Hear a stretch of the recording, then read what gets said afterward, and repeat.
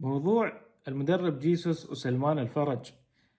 أنا شايف إن في تهجم كبير على سلمان الفرج ما له أي داعي، وكلام إن الهلال أكبر منك والمدرب أي شيء يطلبه منك لازم تسويه.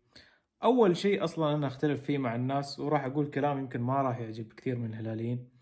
موضوع إن رفضه للنزول في آخر دقيقة ما لها أي علاقة في إنه هو يشوف نفسه أكبر من الهلال. الموضوعين مختلفين وما لهم دخل في بعض، فما أدري كيف الجمهور رابط هالفكرتين مع بعض. هذا أول شيء. وجهة نظري، اليوم سلمان الفرج يا جماعة عمره 34 سنة ومن القادة التاريخيين في نادي الهلال، رغم أن اليوم في لعيبة وسط أفضل منه وقادرين يعطون بدنيا أكثر منه في الملعب، ولكن في النهاية هو قائد الهلال الأول وقائد المنتخب السعودية الأول، فلازم تعطيه شوية احترام. سالفة انك تنزله اخر دقيقة ولا اخر دقيقتين والمباراة منتهية، انا بوجهة نظري هذه استهبال من جيسوس. بصراحة استهبال. انت شو تبغى منه؟ شو تبغى من لاعب تنزله اخر دقيقتين؟ هذه الحركة تسويها مع لعيبة صغار ناشئين، تدخلهم جو المباريات الرسمية شوي شوي، ضغط الجمهور تعيشهم اياه. اما تسويها مع لاعب خبرة انا اشوف فيها استفزاز. هل يقدر يسويها جيسوس مع نيمار مثلا؟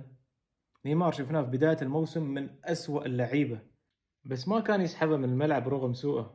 وخلينا يلا نمشيها، نقول نيمار رجع من الإصابة ورجع وصار جاهز بدنيا 100%، وصار وقت رجوع نيمار. هل يقدر ينزل آخر دقيقتين؟ نيمار شو بيقول؟ بيقول أنت قاعد تستهبل علي ولا شو وضعك؟ أوكي، ما تقارن نيمار في سلمان الفرج كقيمة لاعب، بس في النهاية هذا قائد تاريخي لازم تحترمه. يعني يا انك تنزله، تطلب منه دور يقدم لك شيء في المباراة، يا خلاص خله يريح، المباراة منتهية شو تبى منه. فوجهة نظري، واعطوني رايكم، ان جيسوس قاعد يستفز سلمان الفرج وقاعد يعامله معاملة لاعب صغير. يعني تخيل نفسك انت موظف في شركة من 15 سنة وقاعد تقدم فيها ومن قادات الشركة ولك مكانتك في الشركة، ويجيك مدير في يوم من الأيام يعاملك معاملة كأنه قاعد يعامل واحد له متوظف يومين في الشركة ويعاملك كأنك واحد صغير في الشركة. أنت كشخص كموظف هل بتقبلها؟ أكيد راح تتضايق وتزعل. ما لها دخل أنك أنت تشوف نفسك أفضل أكبر من الشركة. ففكروا فيها أحيانا، اللاعب لا تلومه على ردة فعله بكل صراحة. هذا رأيي، أنتوا شو رأيكم؟ هالكلام كله طبعا إذا القصة أصلا كانت صحيحة، فأعطوني رأيكم.